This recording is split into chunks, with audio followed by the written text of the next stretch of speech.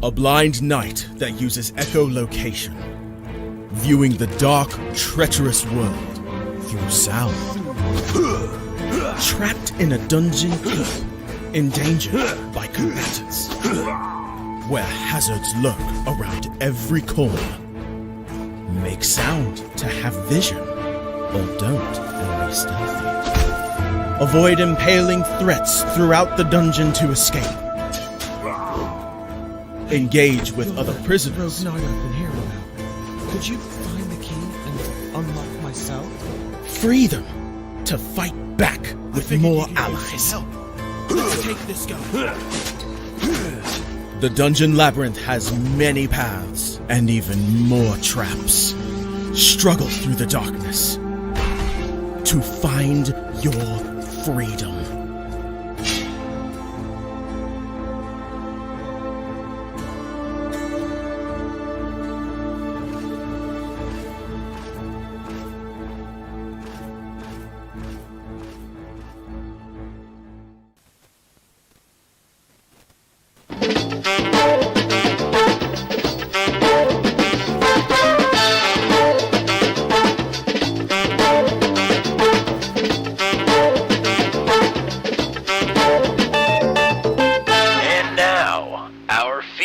Presentation.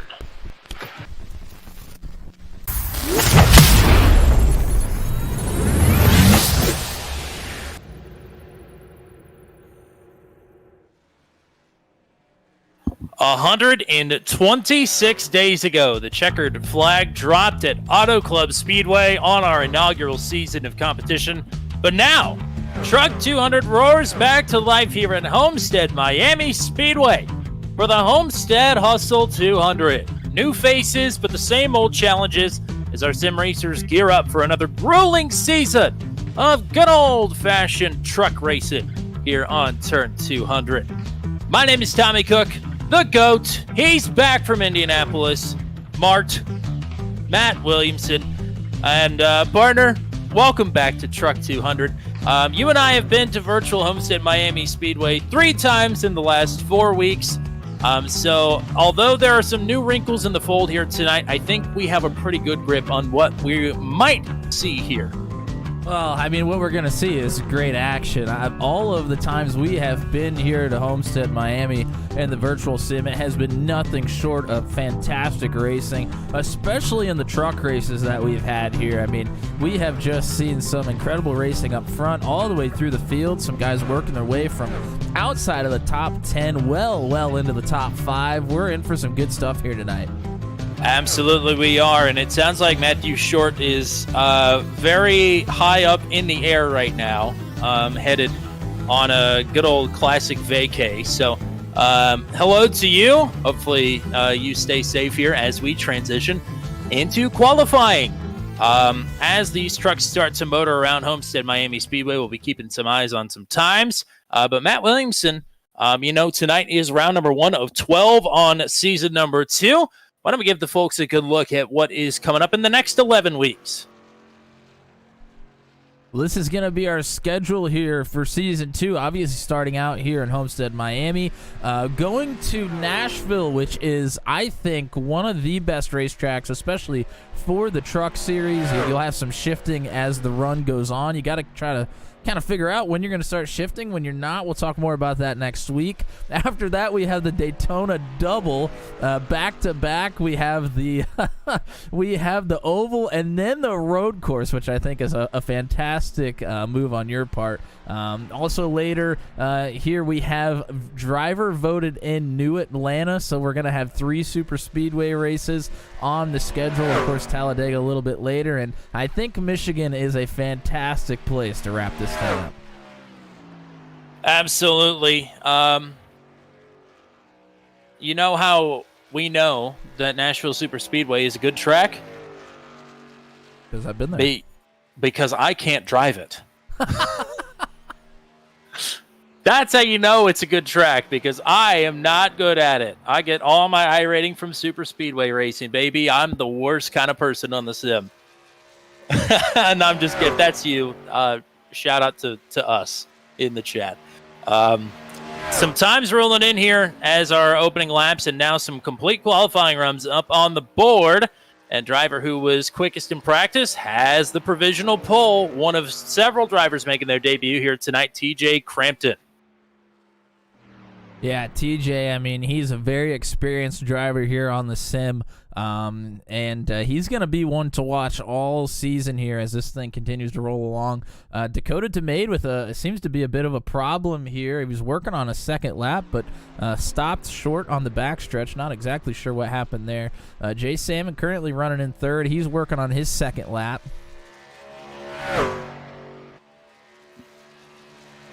But Dakota DeMade right now with the P2 time. That's a pretty good start here for driver number 82. Well, I guess pretty good. It's not the start anymore. Salmon here just coming through turn 4. Looks to be pretty clean. Doesn't look like he's going to make better on that first time, though. Paul Ellison working on his second lap, just outside the top 10 right now. Would love to move up at least a couple of spots here. Now, tell us what these drivers are feeling here. Cold tires, of course, but also you're the only person on the track trying to navigate. So does it make it easier? Does it make it more pressure packed? How are we feeling here on a lap at Homestead? Well, it depends on what line you're wanting to run. I mean, here in qualifying, you're pretty much going to run the bottom, but I think it is possible to kind of run a half a lane or a lane up the racetrack and still come away with, a good starting position and a good time that you want to see. So you kind of have to decide where you're best at. Some drivers are really good at rolling the bottom and then getting off, but some drivers would rather carry a little bit more speed there in the second lane. So it really, I think, depends on your driving style a little bit here. Oh, and Nathan. Caleb Bensey all the way to the top. All right.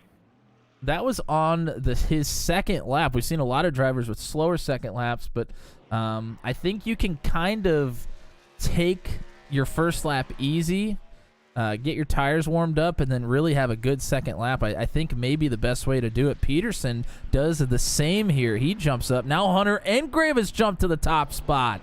All right. That was on his first lap. By the way, Paul Ellison did not advance up on his time and has now been leapfrogged down to 16th. We were watching him a little bit earlier. Engrave decides to hang it up after the first lap.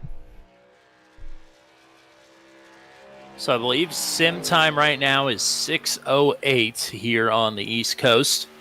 What are the track conditions looking like here? Well, we'll take a look at the weather here, and it's pretty cool right now. 89 degrees Fahrenheit is the track temperature, so favorable conditions for our drivers. Now, I would say that that's helping them, but in our races here recently, we've seen some first lap melees a little bit, and part of that is due to the cold tires that you were talking about. So our drivers are going to have to be mindful of starting this race on cold tires and making sure that they don't overextend or push it too hard there into turns 1 and 2 on that first start. So that's something that we're going to have to watch out for. Also, some of our rules for this season, pretty much the same as far as these go. It's going to be 100% fuel capacity, 0 fast repairs, 3 extra tire sets. We have 133 laps, and I think the fuel window is about 35 to 40 laps. So I think we're going to be possibly using all of the sets tonight if we get a caution in there. So it could be an interesting race. Somebody might be trying to save tires here. Tyler Pluff out on track. He just went up to 14th. Garrett Rainey, I believe, is either coming to the green or coming to the white. Coming to green. I believe this is the first lap for the number 13. So he is one of 4 drivers yet to take a time. We have 28 drivers in the session, and all of them are actually here. So that is exciting. 12 of these 28 drivers tonight will be making their series debut from a mix of different places. Some open wheel guys, some of the daredevils coming out and trying this truck racing thing out after guys like Gavin Sanders, Caleb Bensey, Dakota DeMade, and others had some successes last season.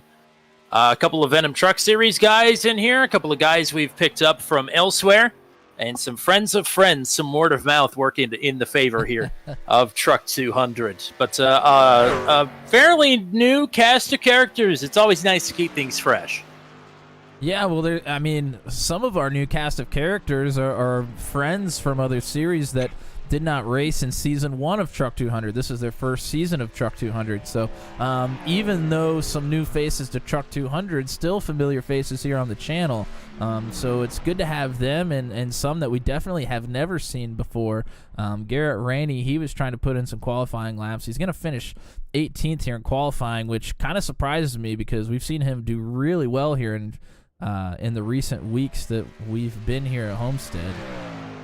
I think one driver out on track here with about 2.5 minutes left to go. It's Peter Donchak, who it sounds like you had the pleasure of getting to meet yesterday. Yeah, I was just going to get into that a little bit here throughout the race. I got to meet Peter.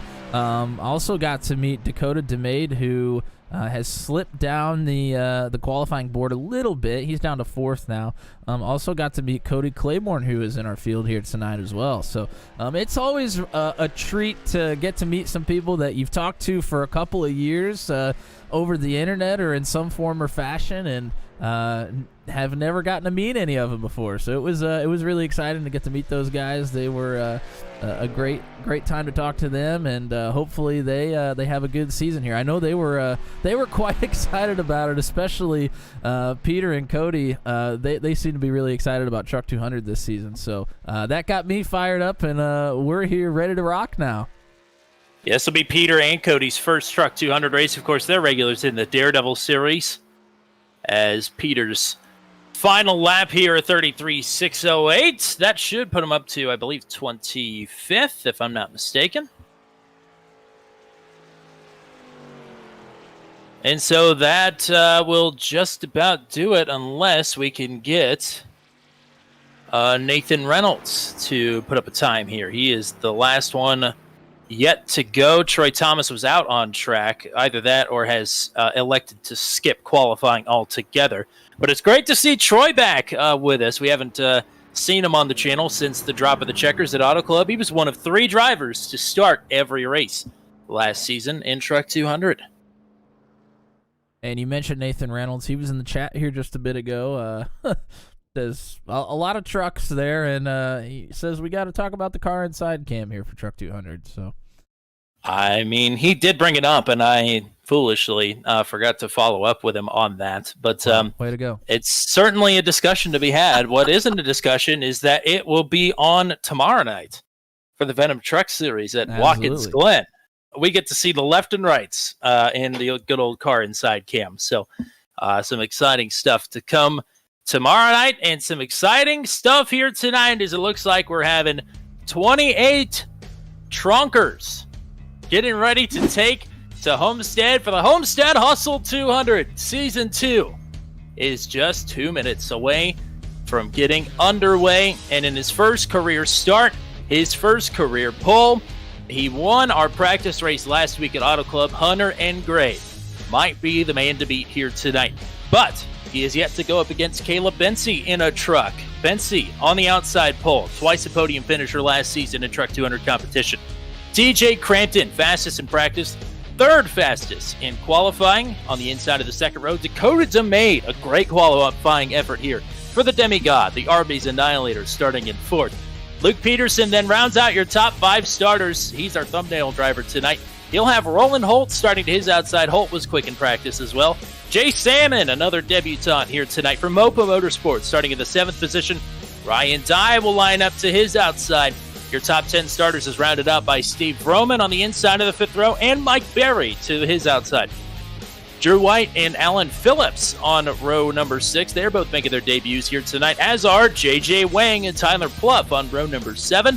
Brantley Gainey, Kyle Zittel, 2 regulars. Zittel, a winner here last season, or a winner at Daytona, rather, on row number 8. Paul Ellison, Garrett Rainey, teammates on row number 9. And Pascal Simard, Jeffrey Oakes on row 10.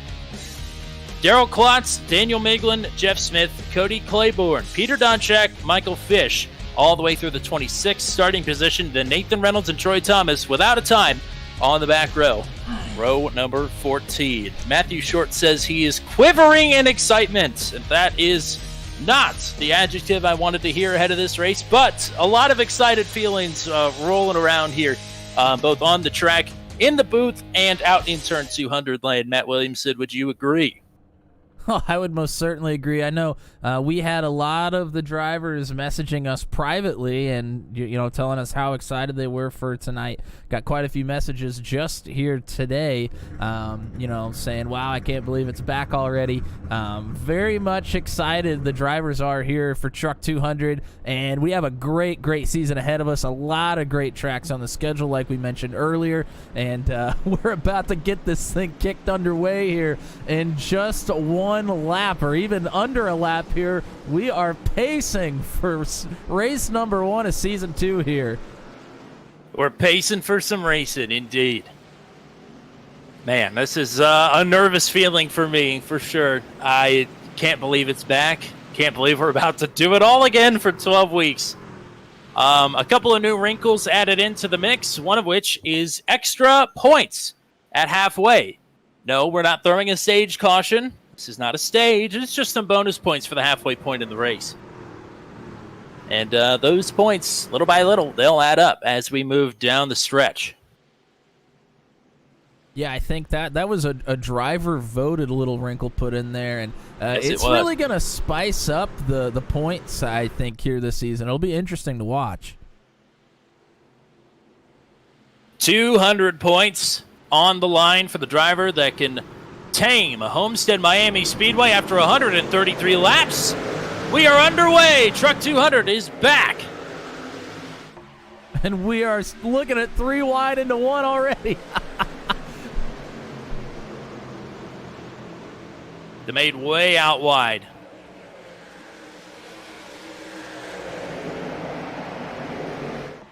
As engraved, Crampton, Bensie, your top 3. Crampton here on the inside.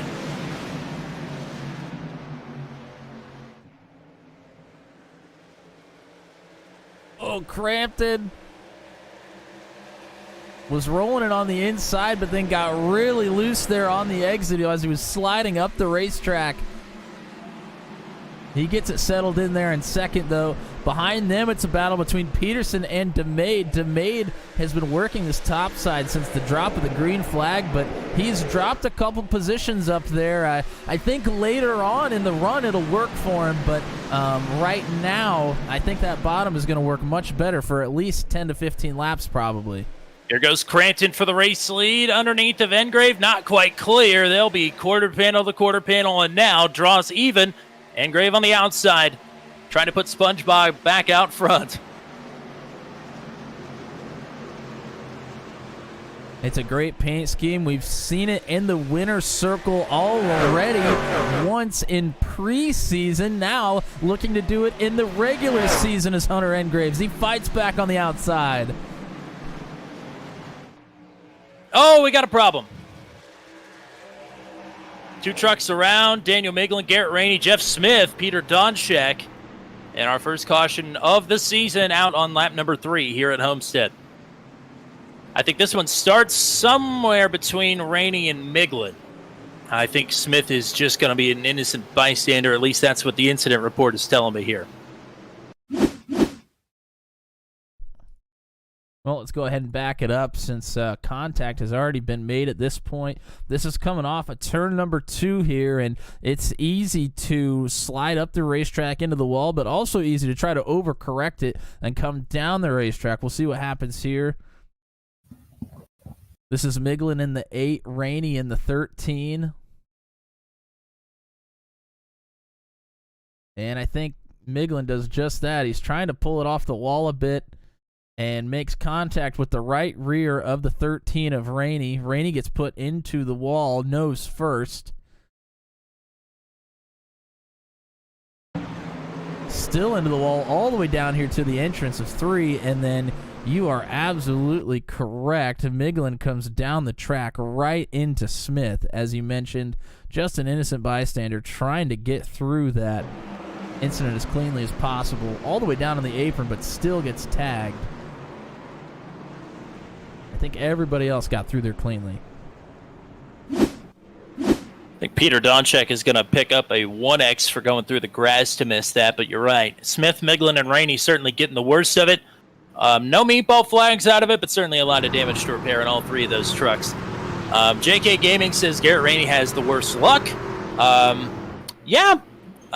His luck has not been great. I would say there are drivers with worse luck, but certainly to even, to be in the running for it is probably not a good indication. Also, Big Rig 14 Gaming says, let's go, Jeff Smith. Sorry, but he's still going to be in this, so don't go anywhere. Wasn't big contact by any means there. I mean, he took a decent shot, but it was right in the door, so it's not really probably going to affect engine performance much. It might affect aero, but he's going to go in, get some optional damage fixed, and I think he's going to be just fine. So 4 drivers picked up incident points there, including Peter Donchak. They all hit pit road.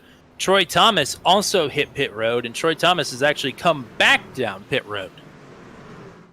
Well, we're probably starting a little strategy plays early on here. I know whenever I'm towards the back of the field, of course, Troy Thomas decided not to take a qualifying time, so kind of taking a little bit easy here in the first race. He knows that it's going to be a little frantic here at the start.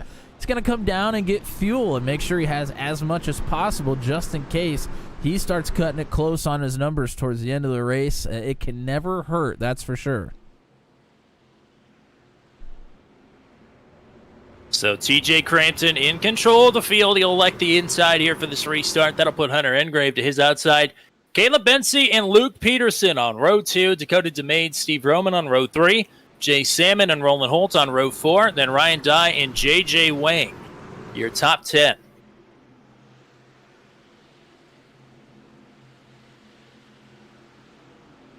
Pace truck is off.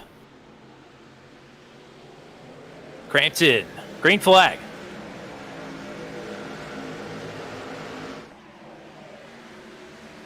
Good start for Crampton. Bensey did not get a very good one there on the inside behind him. Engrave will go to second around the outside for now. Peterson, he got a little bit tight there off of 2. He's under fire here from Steve Roman. Roman underneath for 4th. There are a lot of strangers in this field, but it isn't those two. It's now Peterson nearly making contact with Roland Holt there. Yeah, somebody else that is no stranger to the top 5 here in Truck 200 is Roland Holt, fighting underneath of the 89 here. Some great runs from Holt last season, including a podium to close out the season at Auto Club, and he's right back to his ways. And this is the rest. Sorry, go ahead. You're seeing different lines all over the racetrack. This is why I think Homestead is one of the best. I mean, of the single file trucks, there's one running the bottom, one kind of running the middle, and then one all the way at the top here with DeMade. And it's not by force. That's just how they choose to run the racetrack. So a lot of different options here. Drew White just got mega snappy loose and nearly made it Brantley Gainey's problem. It was awfully close, but good on both of them. First battle on the racetrack here side by side. It's Ryan Dye getting underneath of Jay Salmon. That's for the 8th position there. JJ Wang, Mike Berry, Brantley Gainey all within this fight as well.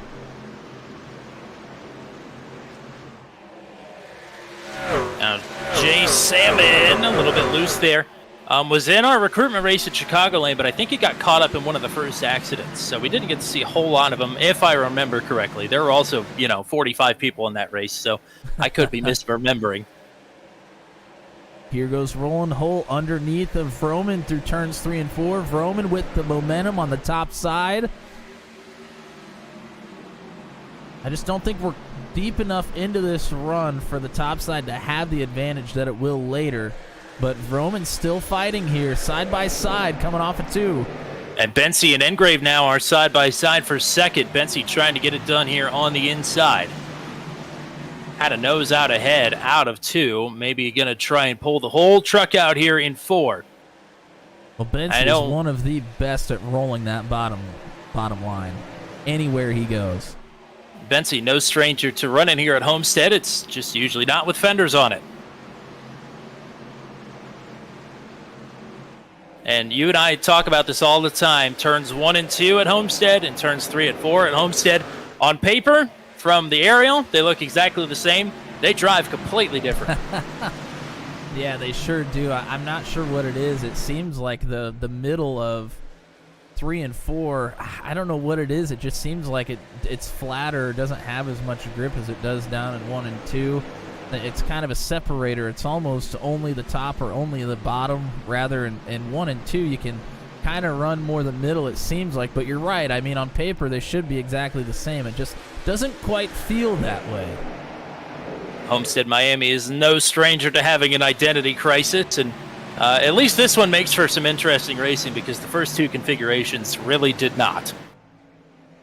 Oh, we As got a battle Vroman, here. oh boy, Engrave on the slide here. Yeah, this is for third. Engrave maybe getting swallowed up here by rolling the whole. Steve Vroman pushing him boy. behind. Almost literally pushing him into 1. It was close. Pole is clear for now. Will Engrave go for a crossover? He does Oh, it. he just bumps gives, him. He gives him a little bump draft. Now Vroman to the bottom.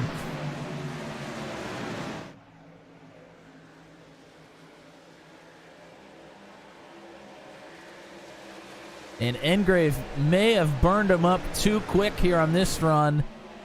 He's sliding backwards. Peterson is next. He's going to look to the bottom here as well. Don't think he'll be clear, but they're going to be even off the 2 here. Jay Salmon, I think, just got up into the wall. He is sliding backwards quickly through the field. Well, this is a hornet's nest back here outside the top 10. Jeff Oakes looking to make a move here on Brantley Gainey. Oh, Gainey nearly up into the wall. Still up there. Woo-hoo, that was close. Getting good speed out of that.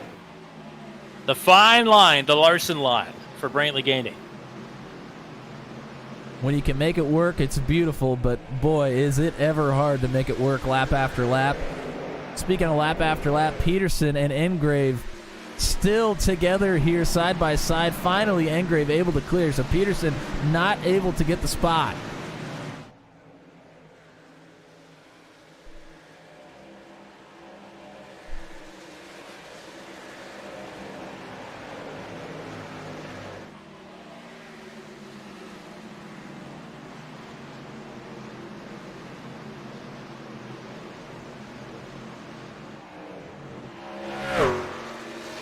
The gap from Crampton back to Benzie is about 1.3 seconds. Whoa, we're fanning out here towards the back. That was Jeff Oakes and Brantley Gainey at it again.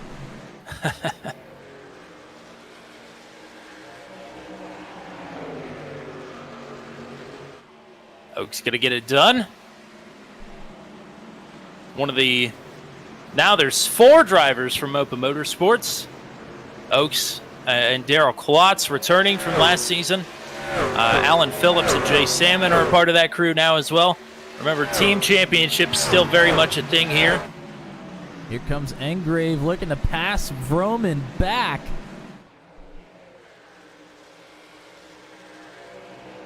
Ooh. He gets clear off of 4. Now Peterson rolls in right behind the 00.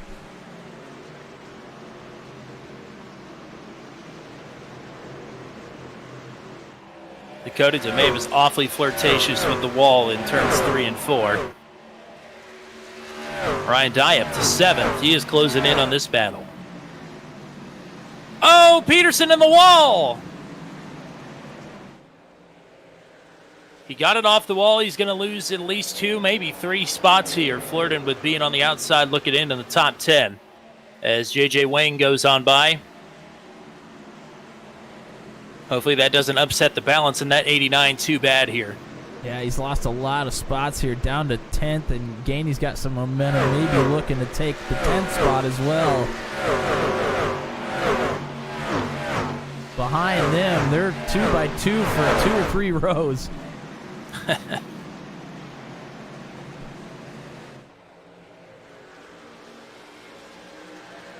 Wow, this battle here in the back of the top 10 is absolutely Whoa! fierce. Man, Alan Phillips and Kyle Zittel just got awfully up close and personal out of 4. Oh, Jay Salmon in the wall!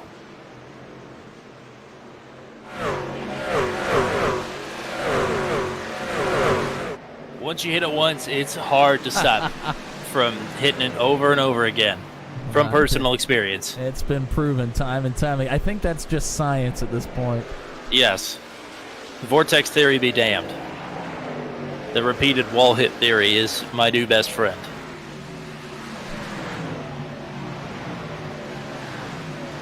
So DeMade up to 7th after Peterson slid backwards.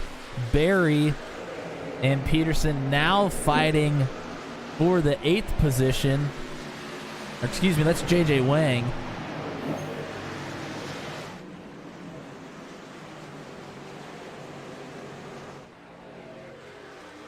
But Peterson has gotten his thing together here.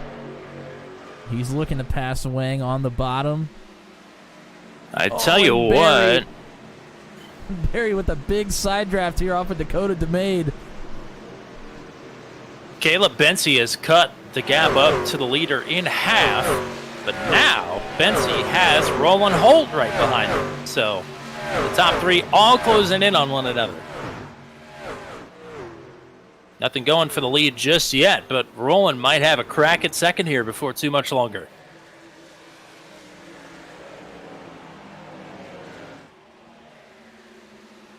And they're both still catching the 57 of Crampton. That gap was about 0.8 of a second a lap and a half ago. Now it's down to about 6.5 tenths.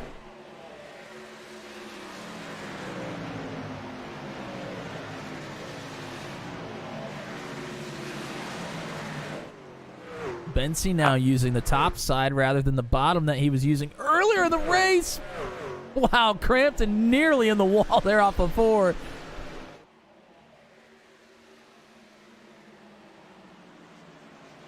Just to mention for our car inside viewers out there, Nathan Reynolds did not take a qualifying time, started 27th, up to 12th right now, and challenging for 11th. Yeah, he's on the hard charge. He's up 16 positions. Are we surprised? Not at all, but I mean, that's still a whale of a drive to. I mean, he was in the thick of it. We talked about how much of a hornet's nest it was outside of the top 10 here. He was in the middle of that entire time. Comes out clean for right now, and we'll be looking for a top 10 here before too long. Hopefully before that first round of pit stops begins. And fans of the Venom Truck Series know that he had that race on lock, but did not put enough fuel in the truck for the end of the race. So maybe looking for some redemption here tonight as Peterson and Barry are side by side for 7th. And Engrave and Vroman side by side for 4th as well. And Reynolds and DeMade were side by side for 10th. Too much to look at here. Now Gainey and Barry are side by side. Gainey on the bottom. Peterson kind of split in the lane there for a little bit. Ooh, boy. Vroman and Engrave were a foot apart, maybe.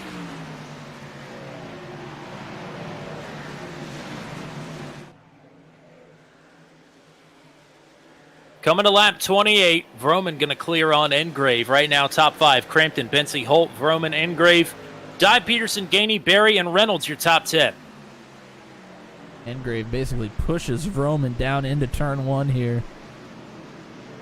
Engrave using the bumper a lot here for a mile and a half. Not in a bad way. It's not something we see a whole lot.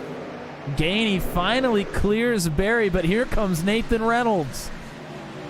Reynolds and Barry are teammates. So Reynolds maybe trying to defend the honor of white knuckle racing here, although he is going to take the spot from his teammates.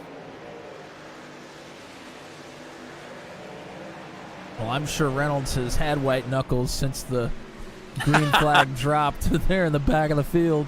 I'd be disappointed with anything less as Gainey. Oh boy, that one looked a little bit less controlled on his ascent up to the wall.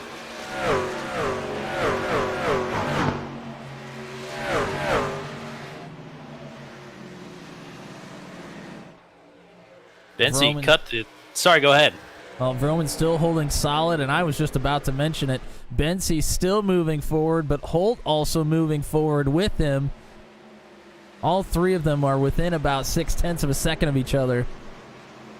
A three-way dance may be about to break out here before pit stops. Ideally, are we looking to pit early for tires? Are we looking to go long for fuel to save tires for as long as possible? What's some of the strategy that we're mulling over here? Well, I mean, I think as far as we're going to be able to stretch it is about 40 laps. So if you look at it that way, you'd have your first stint up to 40, take your first set of extra tires. It would take you to 80. Get your second set of extra tires at one, it'll take you to 120. And then you put your final set on. Now, what you would probably end up doing if you're going to do that is try to come in a little bit earlier than lap 40. Maybe around 36, 37 to try to get a little bit of a more even run there towards the end and keep the tires from getting too worn out right at the very end of your runs. But I think any of those strategies are in play here, of course. A lot of guys may try to stretch it out as far as possible to have an extra set of tires at the end possibly if something ends up happening. I mean, there's a lot going on here. You have to come in with a game plan. That is, I think the guys that are going to do well and finish in the top podium spots, they are coming into this thing with a solid game plan because this is a long race. Kyle Zittle's gotten around Dakota Domain for 11th. Nathan Reynolds has made the pass on Ryan Dye for 8th.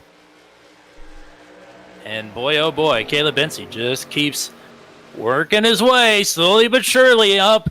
Closer and closer to TJ Crampton, but Holt is closing on the 29 just as quick. Steve Roman is also running these guys down. He is still about 1.25 seconds away, but he is running faster lap times. Yeah, I'm not sure anybody will be able to get anything done here before pit stops.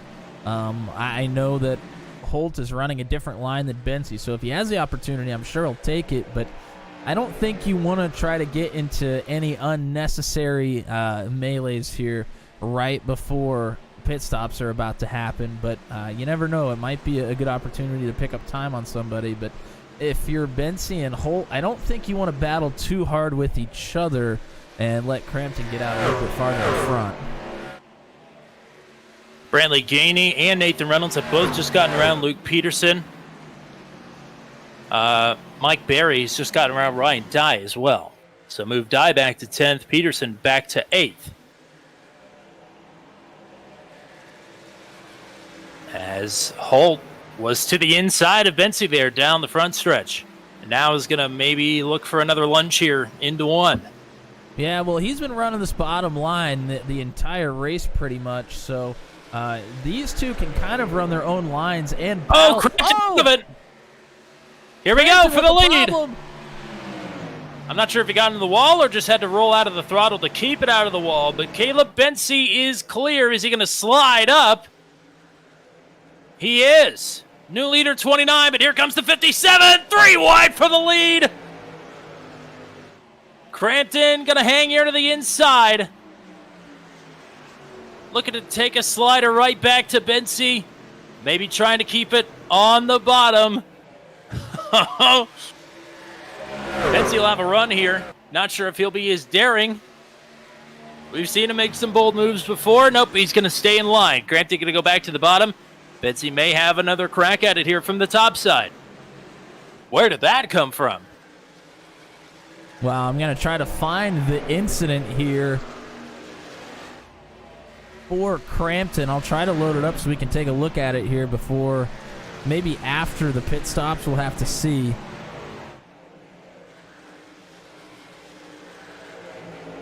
But all three of these drivers together, and you mentioned Steve Roman still getting closer, especially after that little incident we just had. Yes, he was 0.2 quicker than anybody else on the racetrack that last lap. Have we heard anything over the radio about pit stops at all? Have not. So these drivers going long. Well, maybe they can stretch it a little bit farther than we think they can. If that is the case, they would have to stretch it another 13 laps total from what we thought they could. So that would be about 4 laps every stop. I don't know if they can do that much, but somebody is probably going to try if it's close. Yeah, why not? Maybe Brantley Gainey.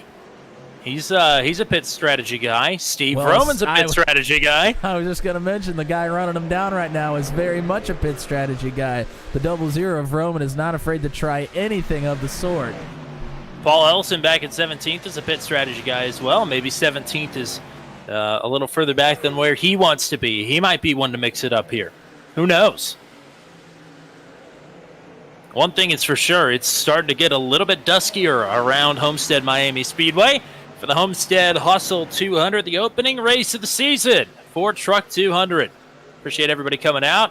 The action is getting hot and heavy here as here goes Roland Holt to the inside of Caleb Benzie to try and take the second spot away.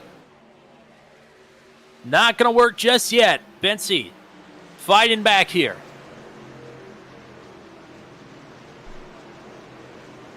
Holt clear, slides up.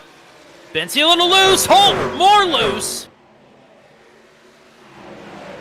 Benzie crosses him back over. Holt might be where he wants to be, though, on the top side through 3 and 4. He's leaving the door open.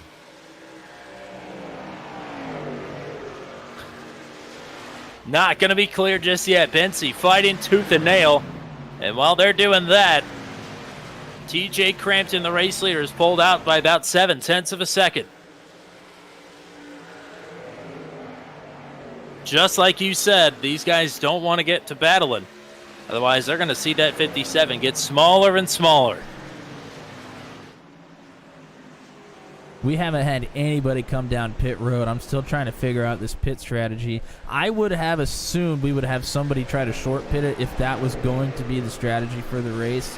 In my mind, everybody is going to be good to just make it what would be a 2-stopper.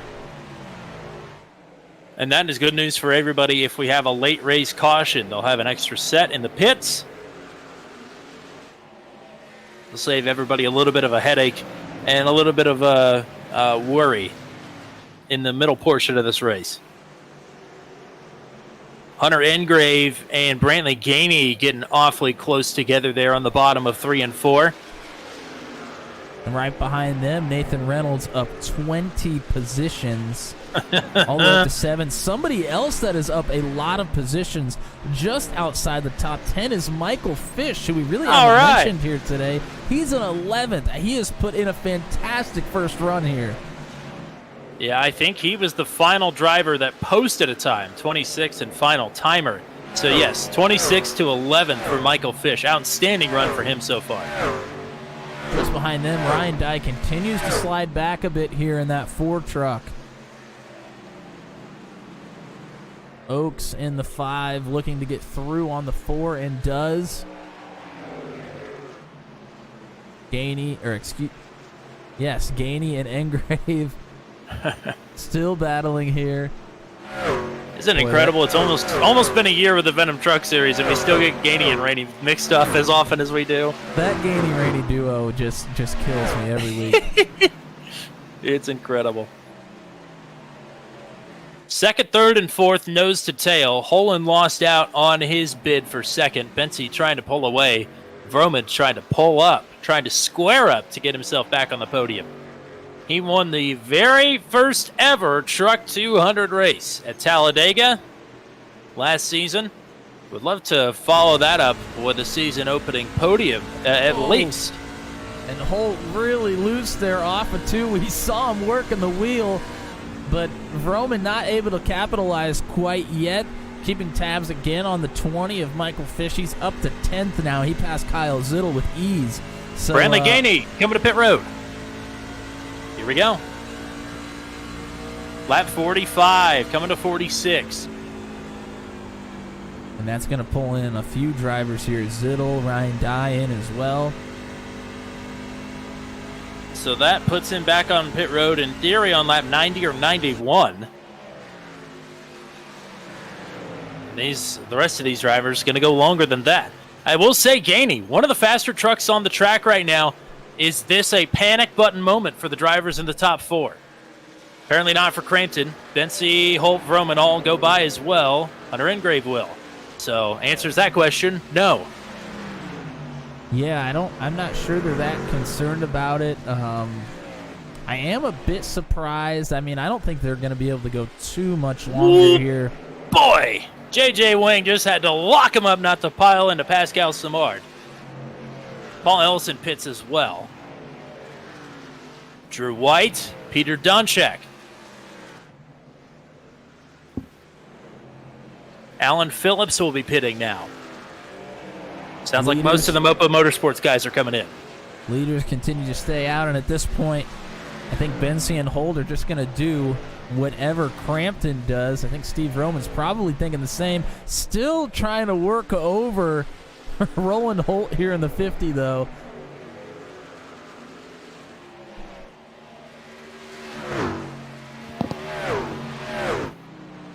Phillips, Oaks, Daryl Klotz, Jay Salmon in the pits now. Mike Berry will be hitting pit road this time from inside the top 10.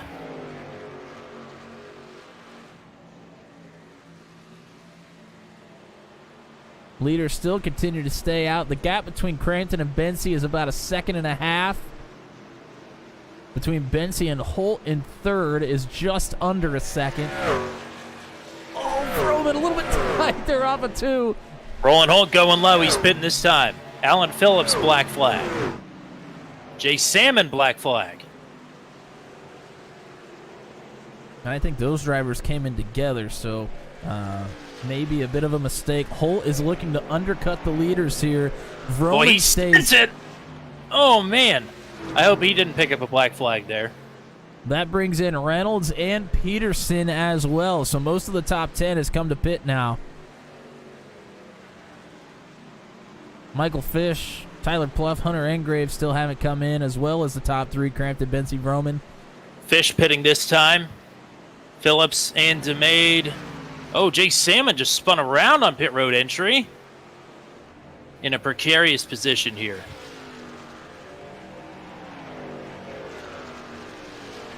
He gets it righted. No issue there. Here comes Michael Fish.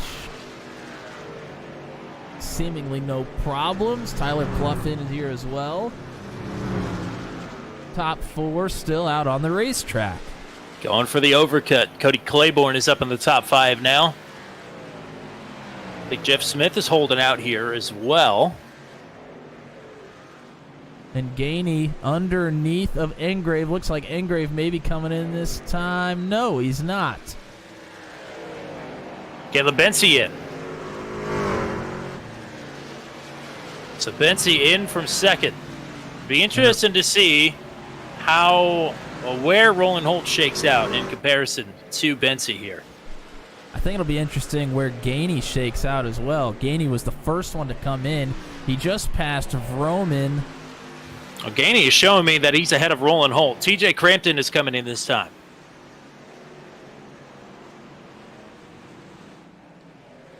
Crampton going to send it here as well. Look to be pretty well under control. Oh, Engrave slides it a little bit. I think he's fine.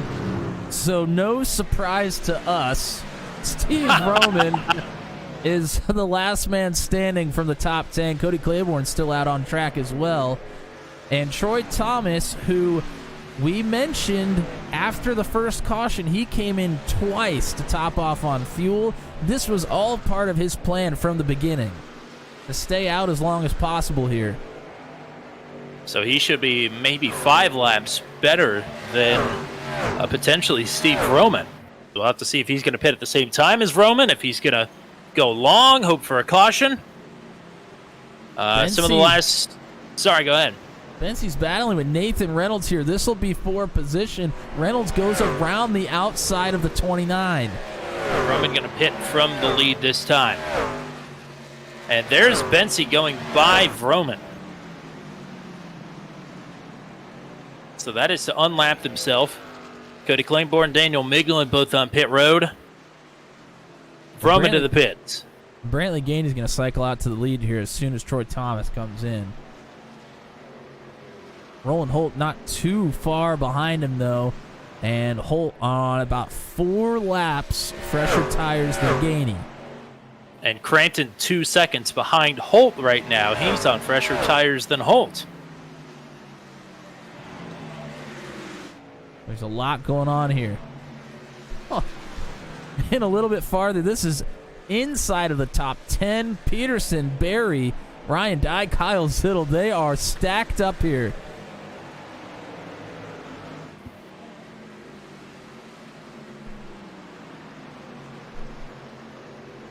We got drivers spread all around Homestead-Miami Speedway here. And they are 3 wide through 1 and 2. Peterson pulls in behind Barry.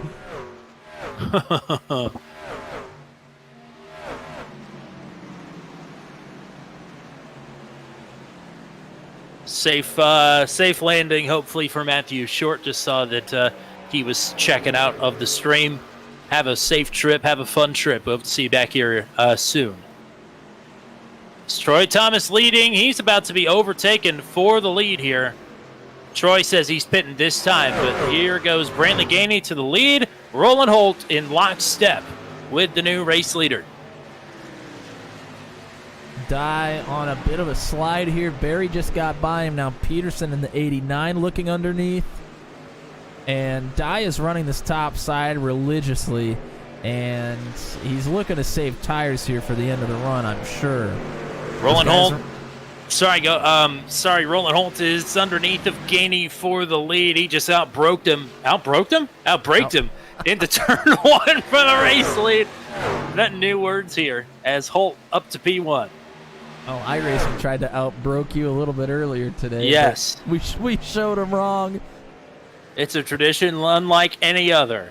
iRacing telling me I have no money in my account when I clearly do. Garrett Rainey called me a broke ass as well, so I appreciate that. I mean, normally you wouldn't be wrong, but he is wrong about this. Well, Holt easily took that spot from Gainey. Of course, Gainey rolling the top side, employing the same strategy as Ryan Dye. He's going to save more tire there up on the top. Running the bottom, you're going to shave off just a little bit more time. Lap after lap than you would probably running the top or the middle. But Gainey looking to take care of his tires. Bensi now on the inside of the 51. Him and Reynolds have been right here together ever since they came into pit. And this is a dream battle that we have yet to see on the track. An open wheel sim racing legend, at least in the circles that we're in, and Nathan Reynolds. I mean, one of the goats of stock car racing here on iRacing.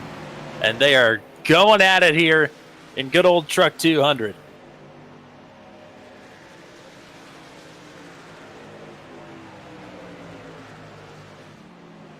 And Bensi, he has some truck races under his belt now. Obviously, it is well documented.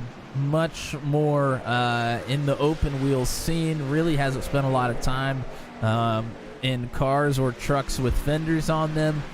But once he figures out a vehicle and figures out the tire model and how the tires wear, he is maybe the best of anybody I've ever seen at managing tires on the sim. It is unbelievable. So the more time he puts in here in Truck 200, just the better he's going to get.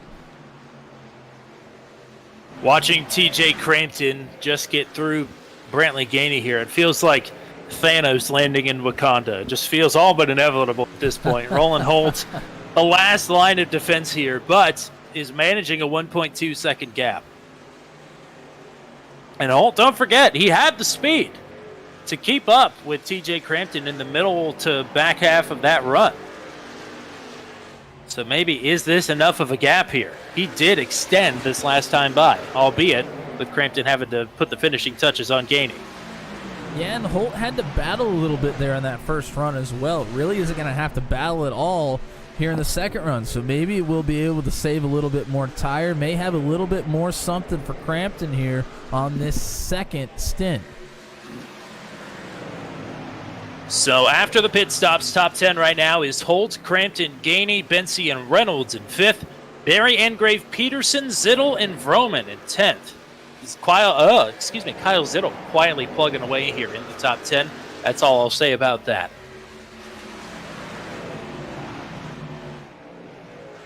Bensey now underneath of Gainey. Oh, and Gainey with a run off the top. He doesn't take it, though. He does dive to the bottom, though. I never get tired of looking at that Little Caesars truck. But I Makes tell you you hungry. What, Keeps you motivated. It really does. It makes me want to get crazy bread after every damn broadcast. Oh, Gainey now in the wall! Oh, he's burned the pepperonis on that damn pizza. Oh, man. Well, his right side pepperonis, I'm sure, with some a little bit less littering on them. But still up here in the top 5. Still can plug away here. We're coming up on the halfway point of the race here in about 2 laps. At the completion of lap 67, when 68 goes up on the board, that is when bonus points will be awarded. It is 10-1, 10 in first, 1 in 10th, and everything accordingly in between as well. I mentioned Holt. Oh, sorry, go ahead. Well, I was just to make it easy, same points given as stage breaks in NASCAR. There's just no stage break. And it's halfway points, not stage points. Yes, correct. But now we don't points awarded. We don't run NASCAR points. We have our own inflated point system here because, of course, we do. We can't do anything the same as anybody else. We're just pretentious like that. So maybe what we say is that's what Tommy wants to do. Exactly. Yes. Yeah. But all of that is to say, we're running it the exact same as NASCAR points. Maybe we probably should have inflated them a little bit more to be more in line with our own point system, but They'll all even out in the end. Yes, they will. Every point matters. Yes, no matter what, the best driver is going to end up winning the season. It was a 4-point gap for the championship heading into the final round of the season. It's every single point counts in Truck 200. Don't ever forget it. Mentioning the championship last season, where is our champion from last season, Tommy? You have any intel on that? I do not, but we wish Joe Yakes all the best. He had some input on the scheduling here for Season 2. It was never a guarantee that we were going to get him back, and he may still appear from time to time. And hope to see Joe Yakes. Maybe at least at Milwaukee, the race that he chose, the penultimate race of the championship. But whenever we can get Joe, I'll be happy. And the man that played the longest strategy here, Steve Vroman, he just got around Mike Berry for 7th. He didn't come into pit until lap 54, which is a long time to stretch it. Engrave in front of him came in 52. Gainey, who was the first one to come pit out of that top 10, he came to pit on lap 45, so nearly 10 lap newer tires for the 00 than the 22. We are coming up on lap traffic for the race leader, Holt. We'll have 2 trucks to work through, and he's got Crampton pulling up right on him. Yeah, this is Peter Donchak and Jeff Smith in front of the race leader.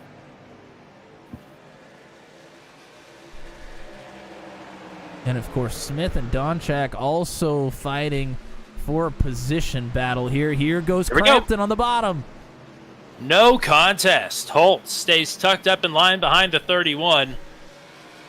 Holt maybe in tire conservation mode here. Did not put up a fight. Donchak trying to stay high. Gets awfully close to the wall there, but good job. Jeff Smith looking to stay high here for the race leader as well.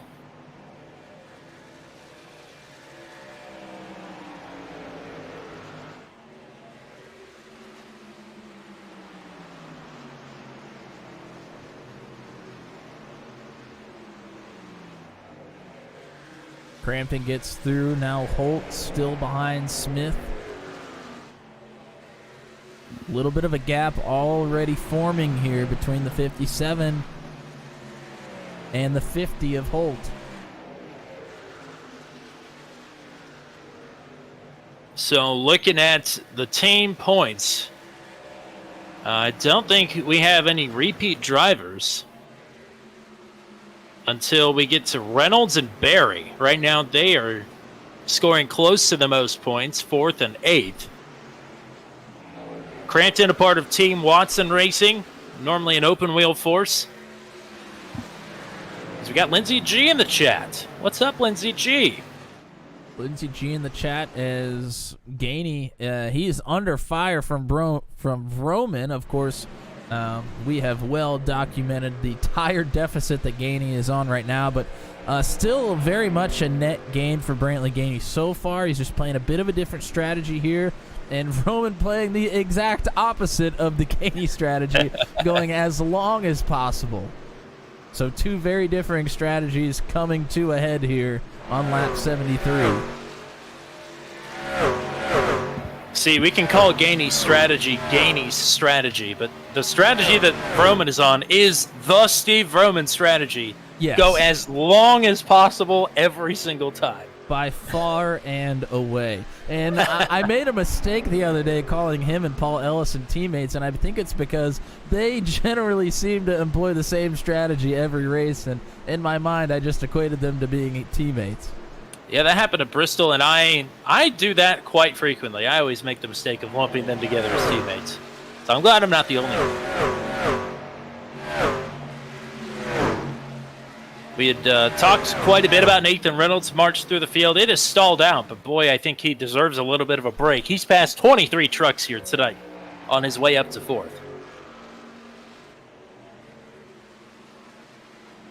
Yeah, certainly passed 23 trucks. He's under 4 seconds behind the race leader. I mean, he is not out of this thing by a long shot. Certainly not. Still an entire stint here left to go at the end of this race. They're probably going to come in around lap 95, if I had to guess, most of them. Maybe a little bit later, maybe more like lap 100 to make that. They can probably stretch it to lap 100 and make that last stint a little bit shorter for them. But if you're Reynolds, you might think about going for the undercut there and seeing how it shakes out for you. I think Roman probably shooting for about 105, if I had to guess. Yeah, Steve Roman, he could theoretically stretch it all the way out to 108, maybe 109. So, Roman, yeah, he's got a lot of tricks up his sleeves here. Always does.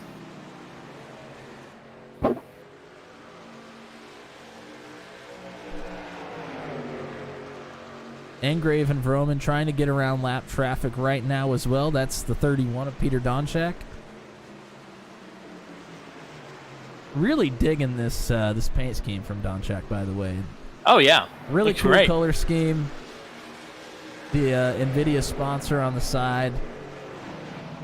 Love to see. I mean, I think just about every driver here in the series just has a spectacular paint scheme this year. It has, I think we have some fierce competition for the best one. One of my favorites is always Dakota DeMade's classic Sunset Arctic Games livery. Unfortunately, after a 4th place starting spot, Dakota has dropped back to the 17th position. Right now, he and Pascal Simard, who is a Venom Truck Series regular, but is making his first Truck 200 start here tonight. They did have the closest battle on the track, but DeMade has put the quash on that and is now on the charge up towards Darrell Klotz. And Ryan Dye is up here as well. He is up by the wall. He's another driver that has dropped back quite a bit here. Well, that's a hot battle. Vroman and Engrave. Vroman finally able to clear the 56. Engrave looking for a crossover down here into turn 1. And Vroman in the 00 is going to slam the door on that one. So Vroman continues to climb here. Now up to 5th. Of course, when they came into pit, he was 4th when the pit cycle started for the leaders.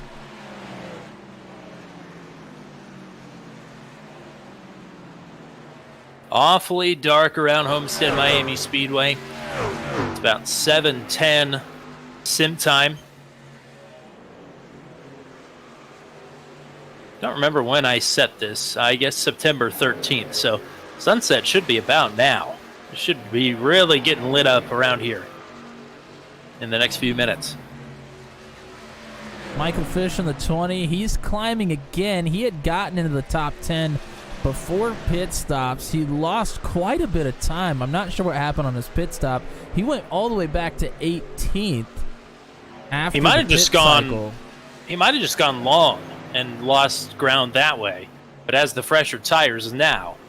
So it was not quite back up to where he was. I think he pit or was in 10th when the pit cycle started. So, but a couple of positions away. Michael was another one of the drivers that started the majority of the races last season. We didn't get to meet him until Talladega last season, but wasn't sure if he was going to be back, and he's here tonight, and we're happy about it. And right in front of him, there's a good little battle here between Tyler Pluff and Kyle Zittel. Boy, heartbreak for Pluff last week at Auto Club. Yeah, most certainly. Got into the wall out of turn 4 with just, I think, 2 laps to go. Coming to the white, yeah. Oh, it's coming to the white. So with basically 1 lap to go. But these two have been fighting right inside and outside of the top 10, right around that 10th position pretty much all night. And Ben Gonzalez hanging out with us says, go Mike Berry, go! Mike Berry in the 8th position right now. A little bit of work to do to catch up to Brantley Gainey. But Berry having a strong top 10 run here tonight, up 2 spots from where he started. Benzie has now caught Roland Holt, and these two, of course, no strangers already. Battled for a long time there at the end of the first stint, and it's coming to a head here again. Benzie not running the top side in 3 and 4 that time around. He was running the top side almost every single lap at the end of the first run. He's still running the top. Oh, he dives to the bottom here. Uncharacteristic from what we've seen from him so far. These two about 1.8 seconds behind the race leader, TJ Crampton. Oddly enough, as they're battling, their last lap was quicker than Crampton's. So Crampton may be in conserve mode here, but he's got to be liking seeing these two getting ready to go to battle again. Well, not only are these two going to battle, I just read the comment from John K. at JK Gaming. Nathan Reynolds is on the move here as well within a second of these two battling for second now. And Benzie does have the positioning on the bottom. Catching a lap truck. Looking to box him in. That's Garrett Rainey, I do believe, in front of these two. Boy, Rainey came out swinging with that paint scheme here as well. That's Love a great the stripes and the star. Benzie well clear on Holt. Holt's in a bit of an awkward spot there through 3 and 4. Had to roll way out of it. Yeah, well, he's in a bit of an awkward spot still, which is going to allow Reynolds to continue to put time on him here. And the 50 and 51 are teammates, but don't think that they're going to race each other any differently. Reynolds, always hard to maneuver around. Or in this case, always hard to defend against. John K. knows. He'll tell you all about it. He had to try and track him down and hold him off multiple different times at Bristol last week. Wow, and what a championship fight that's brewing in the Venom Truck Series. Oh, for sure. Those two that have been battling, them and Poliski are in, I mean, probably the best championship battle I've seen. 3 drivers just not giving an inch to each other. It's been spectacular to watch. 2 drivers that are not strangers to one another either. A lot of time spent on track together. Drew White staying high for Caleb Benzie. This is Drew White's first Truck 200 race. And Garrett Rainey, I think, got up into the wall. That's why I went ooh last lap.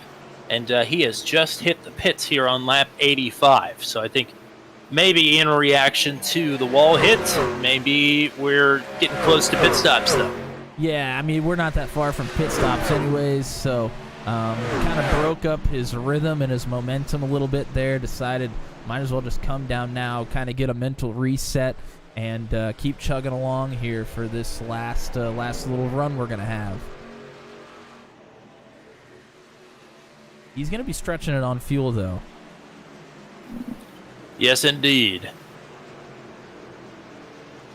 Reynolds now working past Drew White there, the 15. Another spectacular paint scheme from the 15 of Drew White. Of course, we're a little partial to that one, I think. The TWR. The New World Order.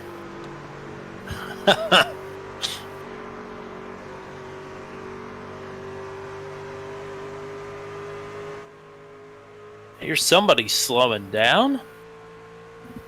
Not sure who, though. And maybe not. Maybe I just caught somebody's engine in a weird spot. You know how these reverberations are. Well, you can tell me all about it. Indianapolis is the worst place for that. Yeah, it was interesting, especially with the road course here this weekend. It was fun to watch. Really didn't need, even with the Cup cars, didn't really even need earplugs if you didn't want to. Of course, I had the scanners all set up, so I had the headphones on, ready to listen to PRN rather than Alan Bestwick, who was the track announcer yesterday. Wow. Massive L. Kidding, of course. Brantley Gainey has hit pit road, so I think we are beginning our regularly scheduled green flag pit cycle. JJ Wang will be pitting this time. Well, if you remember correctly, Gainey was the first to come in the first stint, the first to come in this time as well. Pascal Samard hits pit road. Drew White is going to follow his TWR teammate JJ Wang in. So here we go again. Round number 2. Leaders probably looking to stretch it another 5 laps or so. Steve Roman another 20. Probably lap 96 or 97 for our leaders if I had to guess. Peter Dunchak in.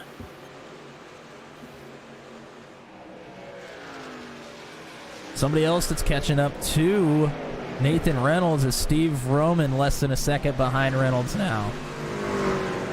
Roman on the newest tires of the bunch. Still on very old tires, mind you. But he is making his way up to the 4th position that Nathan Reynolds is in. Now Reynolds and Holt are in a battle again as Rainey has come from nowhere with speed. Did has he come into pit already? I take yes. it? Yeah, he came in about 5 laps ago. Ah, that's right. But 2.2 seconds is the distance between TJ Crampton's purple lap of the race and his last lap on the track. That's how old these tires are. Over 2 seconds. Luke Peterson, Michael Fish on pit road. I think Roland Holt is calling out that he will be pitting this time. Michael Fish had gotten up to about, I think, 11th or 12th before he comes in, so nearly got to that same spot that he was in before. Here comes Holt. Sending it deep again. Smoked the tires just a bit, but nothing too serious.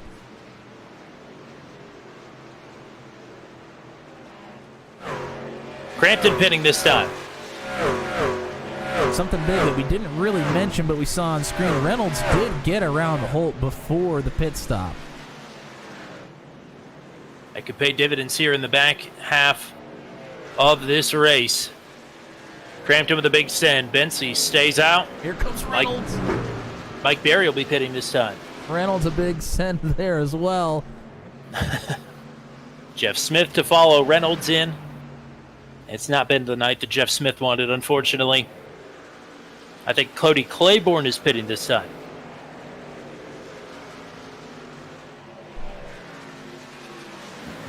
I'm interested to see how far Roman pushes this one, because I don't think he needs to push it as far as he did the first time around. I think he did the work for himself already. Maybe just go 2 or 3 laps farther than the rest of them just to have a bit of an advantage towards the end. I think Might even be 2 is pushing it. I agree with you, though. It doesn't need to be this long. Oh, and Jeff Oakes! He slides it into the outside wall there. Oh, no. He doesn't lose Man, a ton Oakes- of time, though. Oakes was quietly having a great run up into the 10th position before he hit pit road, up 10 spots. Oh, here comes Roman. All right. Dive, Roman, Miglin, Ungrave, all on pit road. Zittel, who has not come in yet, and Ellison, I believe, are the last 2. Here comes Zittel this time around. Ellison to follow. Yep. So that should about do it. Boy, Ellison got awfully close to the water barrels there. Buganey not able to get back out to the lead on that pit cycle. Of course, he was down in about 8th position that time rather than, I think, 5th or 6th the first time around. But he has cycled in front of Roland Holt, who is looking to get by him now on the bottom. Roland Holt just ran the purple lap of the race at 33.305. And fastest lap of the race, bonus points. Every point matters. Keep harping on it, but it's true. Holland, I think, was in 2nd at the halfway, so that's 9 extra points.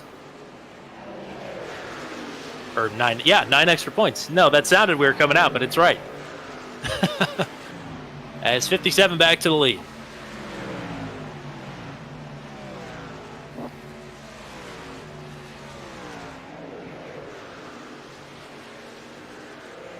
And now, with somewhere in the realm of 35 laps to go, what is the one thing that can change TJ Crampton's fortunes up front?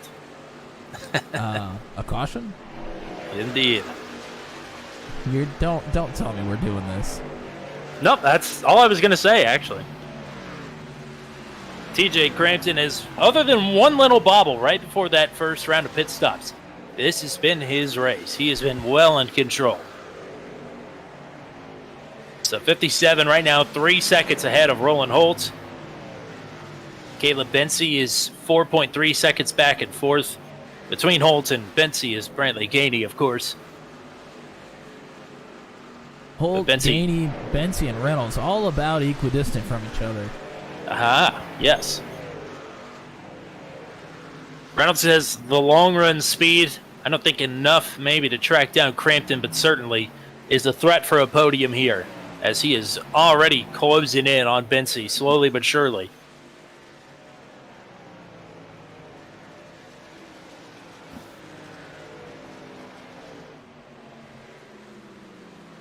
Beautiful, beautiful sunset in virtual Homestead-Miami, Florida.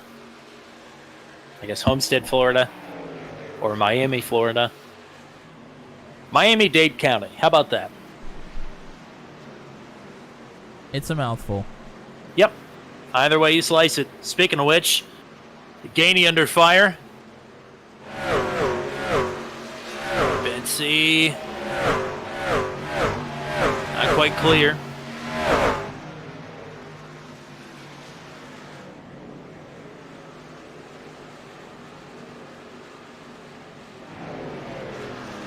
So, oh boy.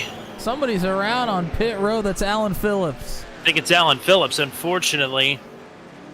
And he and Salmon, his teammate Jay Salmon, both had black flags on pit entry in the first round of green flag stops, so they had actually yet to come back down pit road.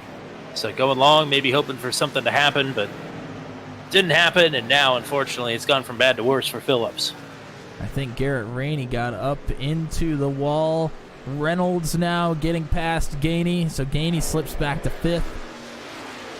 Roman, who came into pit about 2 laps after our leaders, he is quite a ways back here, even behind Gainey. He's over 2 seconds behind 5th place right now. He's got a lot of ground to make up.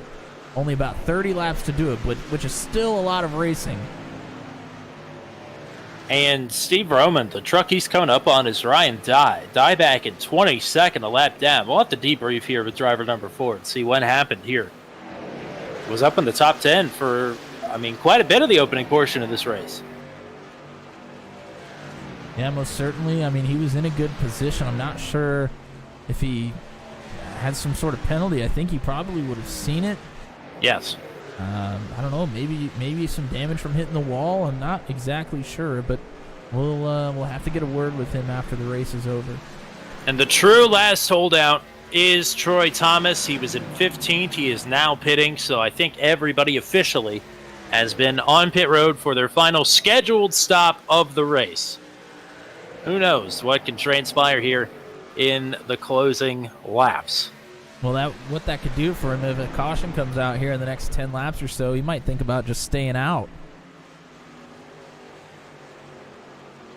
He would certainly slide, but he's already back outside of... Well, he's a lap down, unfortunately, so he would have to stay out and take the wave around and be on old tires. But you get a restart late in the race at Homestead, all bets are off. Chaos is sure to abound. That is most certainly the truth. That is not what TJ Crampton wants. He is leading comfortably right now, 2.7 seconds on a bull named Fu Manchu. Nice. Thank you. Closest battle on track right now is a clean one here so far between Klotz and Ellison. This is for the 16th position. Klotz working that bottom side has cleared Ellison. Ellison not quite able to put a crossover run together. And the truck behind Paul Ellison is TJ Crampton. So this is the battle to stay on the lead lap, essentially. Right now, if the caution were to come out, Cody Claiborne would have the lucky dog position. Vroman has now caught Gainey in a very short amount of time. Over 2-second gap with 30 laps to go. In 4 laps, he's caught right up to the back of the 22.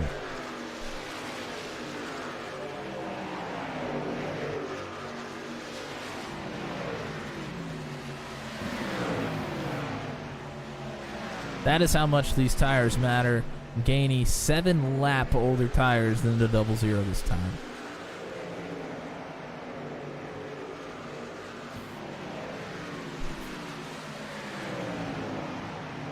Still trying to fight back here, though, but falls in line. A lap truck here towards the top of the racetrack. And another 2 seconds back behind Gainey to the pole sitter, Hunter Engrave, who rides in 7th. Engrave had great short run speed, but I think as we got past 30 laps on those runs, I just don't think he quite could keep it together, so he slipped back a little bit here. And Hunter Engrave's honesty is amazing. In a world where there could be some blowhards and some hotheads, Hunter Engrave is always very open about saying, hey, I'm still learning. And his learning pace is quicker than my borderline veteran pace on iRacing. So, onwards and upwards for Hunter Engrave. If he's going to start this season with a top 10, who knows where he's going to be by the end of it. Could very well be in the hunt for the championship.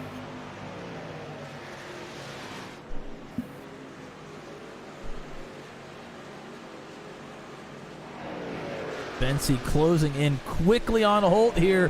Holt may have gotten really tight there through 3 and 4. Bensi gained a ton of time there through that corner. Bensi looking to get up to P2. He would match his best ever Truck 200 finish at Gateway last season. And there is a chance he could track down TJ Crampton, but the laps have got to start coming right now.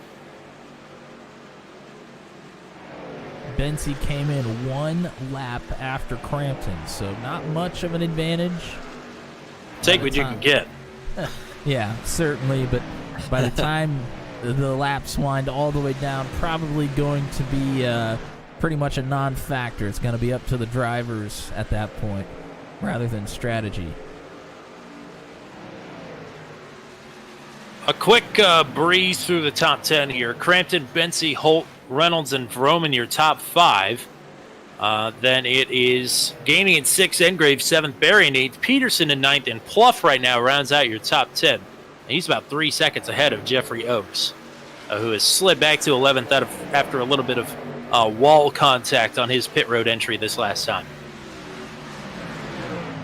Engrave now underneath the 22. Should have it pretty easily here through turns 1 and 2. Got a couple lap trucks in front of him battling. That's Ryan Dye and Drew White.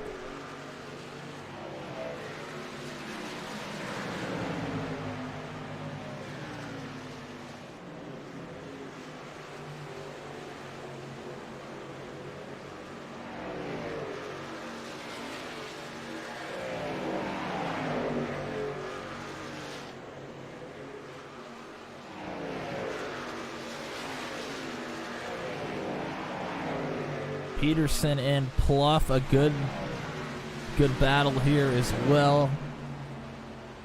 Peterson in the 9th position, Pluff in 10th. That's a great looking Gatorade truck. Man, I was just going to say, the Gatorade truck in Florida, I don't know if it gets any better than that.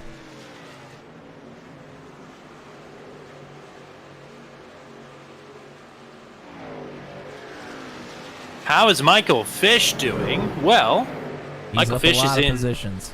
He's up in 13th. He's got 3 seconds to catch up to Kyle Zittel. I think their lap times are about even. But had some issues in qualifying. Started 26th.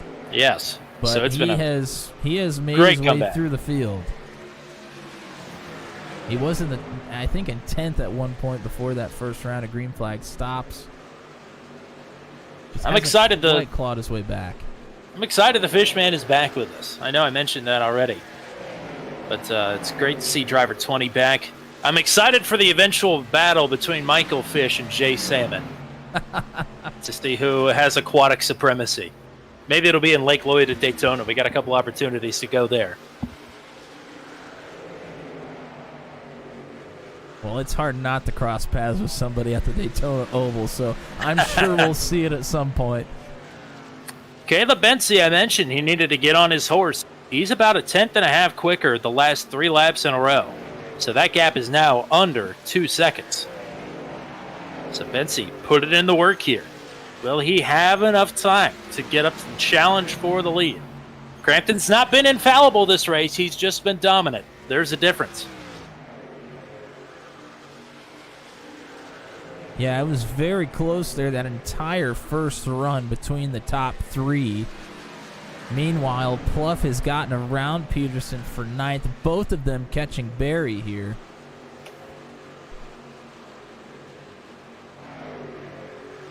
We're looking to anyways. Barry actually with a better lap that time around.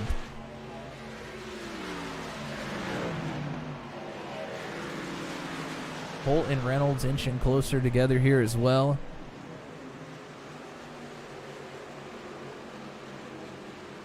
I think Benzie is definitely catching TJ Crampton. Oh, he absolutely is. Gap he just is piped in a 2/10 quicker lap that time. Yeah, gap down to 1.5 now. Now, Crampton, through some lap traffic, Peter Donchak had to get out of the way. But I don't think you can pin it all on lap traffic here. It'd be interesting to see if Benzie is pushing, if Crampton is saving, or if Crampton is just fading.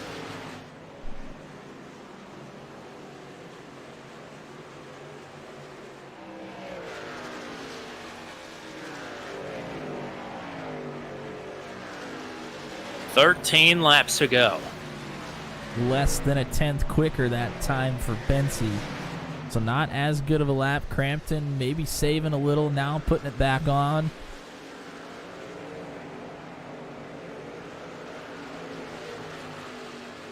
Vroman has caught right back up to Nathan Reynolds now. Vroman putting on a show this last run. His strategy has paid off. Great drive for Roman. We're going to go cockpit cam with him here for a second because he has Reynolds and Roland Holt right in front of him. Benzie up another 10th that lap. 29 is coming. But so is Steve Roman.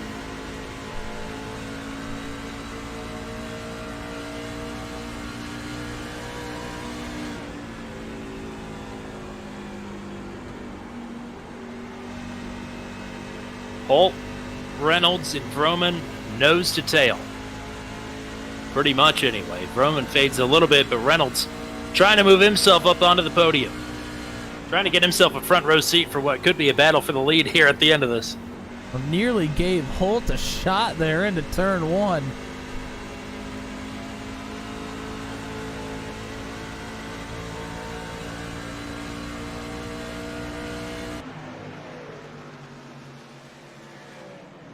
Oh, we got problems! JJ Wang and Ryan Dye have gotten together. The caution is out. Wow. Oh no! 10 laps to go, less than now, and it all changes.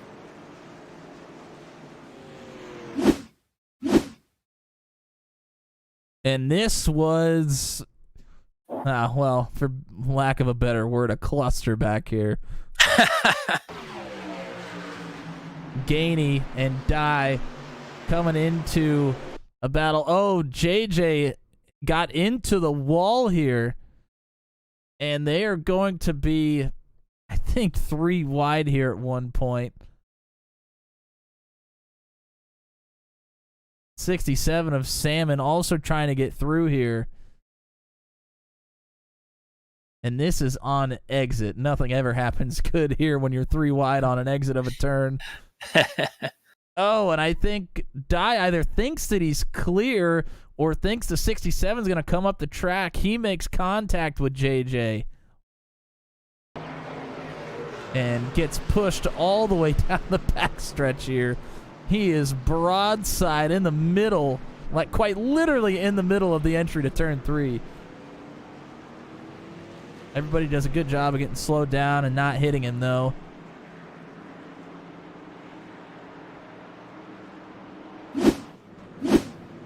And, wow, pit stops for some. It's underway. So, all but one of these trucks are looking to get a wave around. The one there at the tail is Luke Peterson. He is the race leader. TJ Crampton won the race off of pit road. Benzie out second, Holt third. Cody Claiborne in fourth. But I think he was a lap down, if I'm not mistaken. Oh, and also Mike Berry and Tyler Pluff actually out in front of Luke Peterson. So 3 stayers. Berry, Pluff, Peterson. Crampton, Benzie, Holt, Vroman, Reynolds, Engrave, Gainey, and, well, it's showing Drew White, but Drew White just took the wave around, so whoever is behind Brantley Gainey will be the leader, or be in 10th. Holy cow. This has got me all screwed up here. Actually, Pluff, Berry, and Peterson now on pit road as well, so they decided, Yeah, Peterson ended up coming in. I think he decided that was probably a mistake. I mean, he was going to be on basically 30-lap old tires with, I don't know, probably 7 laps to go when we come to the restart. That was going to probably be a big mistake. I think it'd be different if he was the leader out of 10 trucks, but being third out of 3, no, probably would not have worked. Yeah. TJ Crampton, this is his first appearance on turn 200.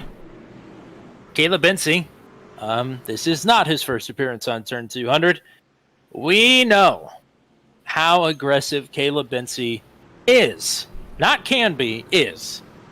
I think we are in for some fireworks here. Now, my question is, of course, we've seen it time and time again in open wheel, but does Benzie have the short run speed in a stock car that he does in open wheels? I'm not sure. It seems like he's done better here in this series with the long runs, but he's had some experience under his belt now. We'll have to see. Justin Watson says the line That's in it. the chat. That's And the also line. has materialized so far a Michael Fish top 10. To be fair, Michael Fish has also helped materialize that top 10 run, but Justin Watson will get some credit too. Oh Now, my. Somebody else that this has benefited greatly, who was at a big deficit at the beginning of the race, it's Nathan Reynolds, who did not put in a qualifying time, fought his way all the way back to 4th place. He actually is going to be starting here in, I think, 5th. But he has the speed. He just didn't have the track position. This also puts Brantley Gainey on an even footing with the rest of the top 10 drivers as well. Maybe, just maybe, he can get up here and mix it up. But we know for sure, Crampton electing the inside, Bency on the outside. This could be a mess. It could be a classic battle. It could be anything in between. But bottom line is that they're going to be racing and racing hard for the win. Great restart for Crampton. Bency nearly touching there with Roland Holt. Oh! Holt! Wow! Oh, Froman loose! I can't believe he saved that, and I can't believe he's going to get robbed of a great finish. Vroman sails it off into turns 1 and 2. He's out of the picture. Bency now gets ahead of Holt. Engrave is right here as well. We talked about how good Engrave's short run speed is. It's coming to fruition here for the 56. This is played out perfectly for Hunter Engrave. He's up to 3rd. Teammates battling side by side for 4th behind him. Reynolds sails it up top. Gainey battling with Jeffrey Oaks behind him. Oaks back into the top 10 in P7. Reynolds, big run off of turn number 2. He'll look to the inside of the 50 here in 3. Reynolds trying to hold the bottom. Holt trapped out top. Everybody ran the bottom that time except for Holt in the top 5. 4 to go. Holt back to the bottom. Hunter Engrave, purple lap of the session. Bency now to the bottom, challenging for the lead. Crampton, the dominator of this race, did not want to see the late race caution. Bency fighting for the win.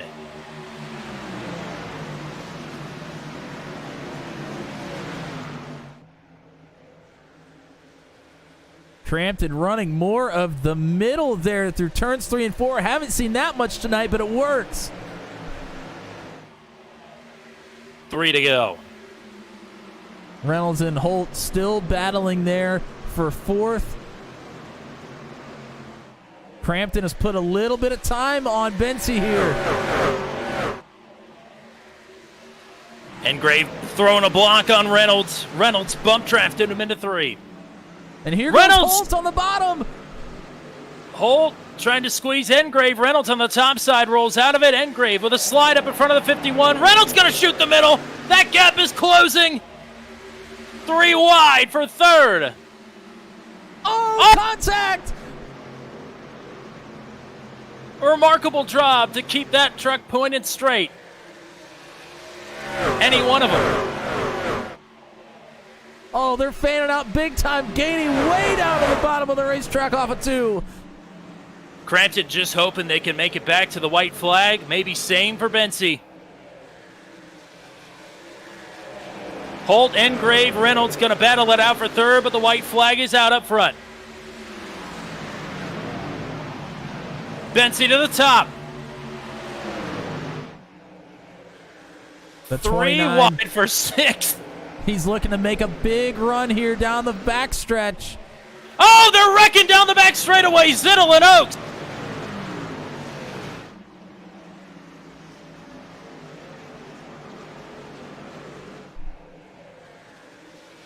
Out of turn 4, checkers are out. TJ Crampton is going to win the opener in Season 2 for Truck 200.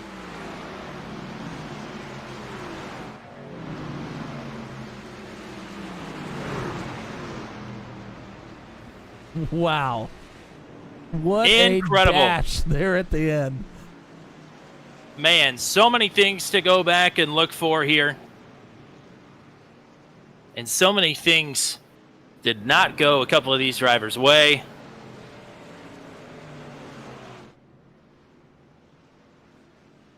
But the main thing, Crampton did not get robbed of a win here. Still gets the job done in the heat of the moment.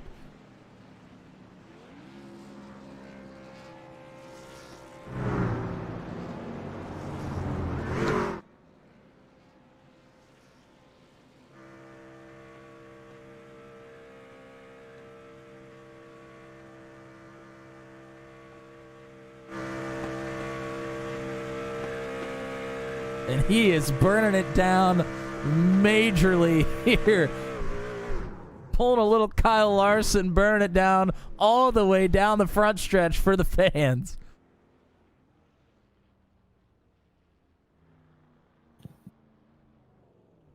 Wow, oh wow. Let's go ahead and go back to the last lap there. Contact between Kyle Zittel and Jeffrey Oaks. Zittel says over the radio it's his fault. Takes full responsibility for it, but let's go ahead and pull it up anyway and take a look. Well, we're going to rewind. It's already happened here.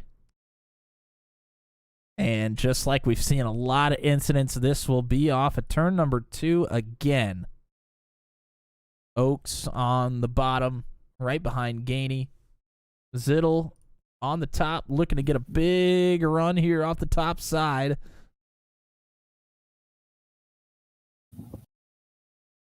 And Zittel just gets right up into the wall. We saw an incident almost identical earlier in the race.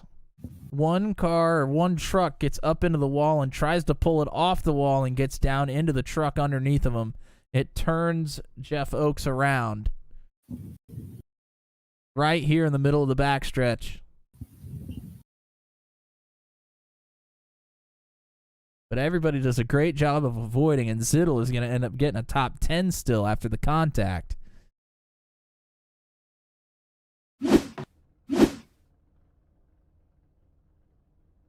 And what a drive here in his opening race. TJ Crampton, your winner here in the Homestead Hustle 200 to open up season number 2. Awesome. Awesome stuff here. Crampton wins. Bensi in second. We'll talk to these two for sure. I hope we can talk to Roland Holt. This is his second consecutive podium finish. I believe the third of his career. We have yet to speak with Roland Holt. Fourth place finish, hard charger, undoubtedly. 27th to 4th for Nathan Reynolds tonight. Fifth place finish then for your pole sitter. A great rally late in the race. Hunter Engrave cutting it up there with Reynolds and Holt there to try and take that podium spot back at the end of it. But we'll finish fifth regardless. Brantley Gainey will hang on to 6 here tonight. Dakota DeMade was down in, what did I say, 17th at one point? Holy cow. 7th place finish. An awesome rally for the demigod. Kyle Zittel then, after the contact, will finish in 8th. Mike Berry in 9th. And the Fishman, Michael Fish, rounds out your top 10. Daryl Klotz, good rally for him as well. He had faded a bit. He's up to 11th. Man, Steve Roman back to 12th. That is disappointing. Thought he might be in it for a podium at least, if not a win there in the closing stretch. Tyler Pluff back to 13th. Drew White, the lucky dog on the final restart, gets up to 14th. Paul Ellison 15th. Luke Peterson 16th. Jeff Smith stuck with it. Attaboy 17th. May not seem like much, but man, he was the last truck on the track really for a bit of that race. 17th for him. JJ Wang in 18th. Ryan Dye in 19th. And heartbreak for Jeff Oaks, who was going to get a top 10 here tonight. He finishes 20th. Cody Claiborne then 21st. Pascal Samar 22nd. Dan Miglin in 23rd. Peter Donchak 24th. Troy Thomas' strategy didn't go his way tonight. He finishes 25th. Alan Phillips, Jay Salmon, and Garrett Rainey. Tough nights for all three of these gentlemen. They round out your 28 driver field. It does not look like we are getting Roland Holt, unfortunately, so his Booth 200 debut will have to wait for another day. We will pull up your runner-up finisher then instead. It is driver number 29, Caleb Bensi. Another runner-up finish in Truck 200 competition, always in spectacular fashion. It's always a pleasure to have you up here in the booth.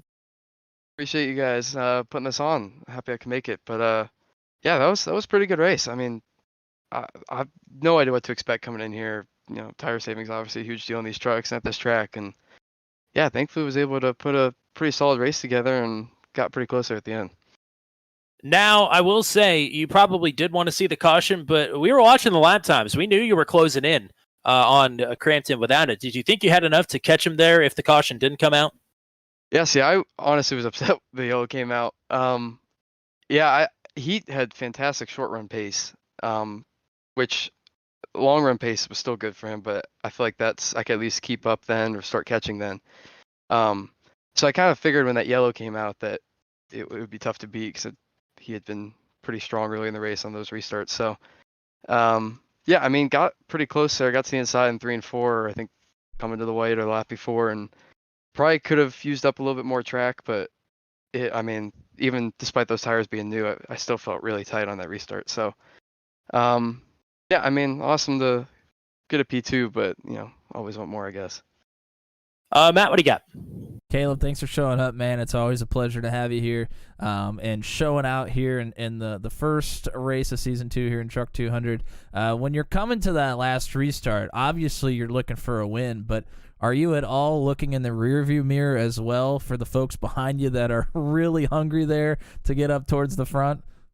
Oh, absolutely. I mean, that was probably my number one concern, to be honest. Like I was saying, with how good his short run pace was, I was more so concerned with just maintaining. So, it was a really good sight when I saw them 3 wide for like half a lap, because that meant they probably weren't catching me. But yeah, I mean, everyone, at least in the short run, everyone has really, really good pace. It's the long run where it starts to separate a bit. So you're always worried of someone making a big move you aren't expecting, or just making some mistake that collects you. So yeah, honestly, probably had my eyes on the mirrors more so than at the front there, at least in those first couple laps. But yeah, thankfully it all worked out still. An awesome race right out of the gate for you here this season. Anybody you want to thank or shout out here tonight?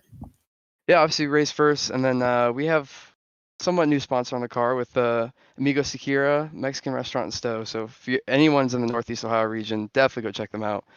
Blossom Road Flowers, Sunset Arctic Games, all that stuff. So yeah, and obviously thanks to some family and friends who are watching. I know my dad just stopped by, and grandparents, one of them's texted already. So shout out to all you guys, and yeah, thanks to you guys as well for broadcasting this series. It's fun to hop in and race in this. It's definitely a good time. Absolutely. Thanks for racing here tonight. It's our first many interviews here this season, I believe, and your time is coming. You've been knocking on the door too much not to kick it in here. So keep at her. We'll talk to you again here soon. Yep. Thank you guys. From a multi-time Booth 200 appearee to a first time. It's his first race in the series and the first race of the season, and now he is stopping in victory lane at the end of the night. TJ Crampton, your winner here tonight. Welcome up to Booth 200, partner. How are we doing after a long one here at Homestead? Pretty good. A little bit worn out. Not used to. Usually when these long races go, they're usually caution fests. So very nice to have a really clean, very long run race there. So very excited, to be honest. That caution at the end of the race, that was that a total gut punch, or was that like I've still got this under control? How are we feeling headed to the last green there? I was actually quite happy to see that caution because my relative Caleb was gaining 10th or 2 every lap, and if it stayed green, he probably would have caught me with a few laps to go. So I was glad to see that caution to get on some equal tires and go and win that race on the short run. Matt, what do you got for a race winner? Well, you showed, I mean, you weren't unbeatable, but man, you showed a really dominant performance here tonight. Are you going to be with us for the whole season, and what are we looking forward to here for the rest of the tracks on the schedule? Yeah, I mean, that's the plan, right? Go for the whole season and for the championship, and very excited for the upcoming races, especially the road courses. It's kind of my forte in short tracks, so those are going to be exciting, and can't wait. Man, that is probably the last thing most of these drivers wanted to hear, because they are looking to just try and stay even on the road courses and the short tracks, if I had to guess. Man, that's an awesome run here tonight. Dominant performance, like Matt said. Shout outs for you. Anybody you want to say hi to or anything? Yeah, I want to thank James Watson at Team Watson Racing and Team Watson Racing Setups, and their sponsors, Martin Sports and Mane and Tail, and my personal sponsors, Redline Oil, Champs Speed Shop, and Extreme Mufflers. It's our first of many interviews, likewise with Caleb Benzie, I think, for you this season. Go party hard after a big victory here tonight, and maybe we'll be talking to you again at Nashville Super Speedway next week. What do you say? Hopefully, let's do it. All righty. TJ Crampton, 1 for 1. He's the SVG of this league, I think.